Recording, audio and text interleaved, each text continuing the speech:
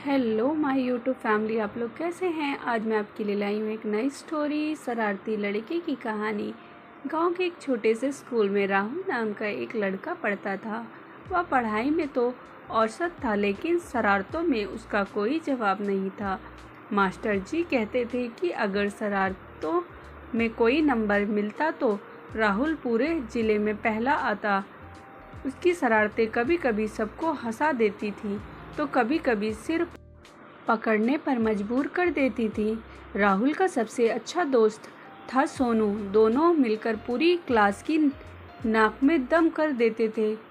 कभी किसी की किताब में चुपके से च्युइंगम चिपका देते तो कभी ब्लैक बोर्ड पर मास्टर जी की कार्टून बना देते। एक बार तो उन्होंने स्कूल की घंटी में ही छेड़छाड़ कर दी और पूरे स्कूल में 1 घंटा पहले छुट्टी हो गई। सब बच्चे खुश, लेकिन मास्टर जी गुस्से से लाल हो गए। राहुल की माँ उसे समझाती थी कि बेटा, ये शरारतें तुम्हें आगे चलकर मुश्किल में डाल सकती हैं, लेकिन राहुल तो राहुल था। उसे लगता था कि जीवन में मज़ा तो मस्ती में ही है। एक दिन स्कूल में एक बड़ा निरीक्षण होना था। गांव के बाहर से अधिकारी आने वाले थे। मास्टर जी ने सभी बच्चों को सख्त हिदायत दी थी कि उस दिन कोई शरारत नहीं होनी चाहिए। राहुल ने भी सिर हिलाकर हामी भर दी, लेकिन उसके मन में कुछ और ही चल रहा था। निरीक्षण वाले दिन राहुल ने एक नकली छिपकली बनाई और उसे मास्टर जी के टेबल पर रख दिया। जैसे ही अधिकारी आए, मास्टर जी ने जैसे ही टेबल से कागज़ उठाने के लिए हाथ बढ़ाया, उन्हें छिपकली दिख गई।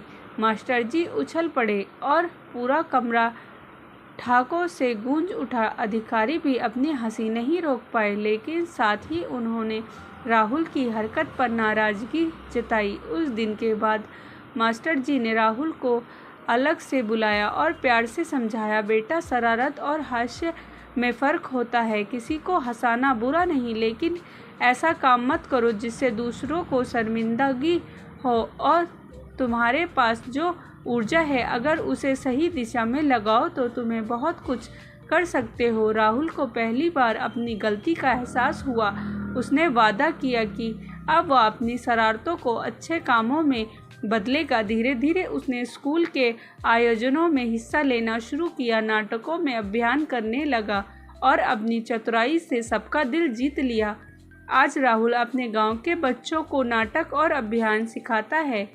वह कहता है, शरारती होना बुरा नहीं, लेकिन अगर हम अपनी शरारत को रचनात्मकता में बदल दें तो वही हमारी ताकत बन जाती है। ये कहानी हमें ये सिखाती है कि हर शरारती बच्चे में एक छिपा हुआ कलाकार या नेता होता है। ज़रूरत है तो बस उसे समझाने और सही राह दिखाने की। स्टोरी अच्छी लगी हो तो प्लीज़ लाइक एंड सब्सक्राइब ज़रूर करें। मिलते हैं नेक्स्ट स्टोरी के साथ।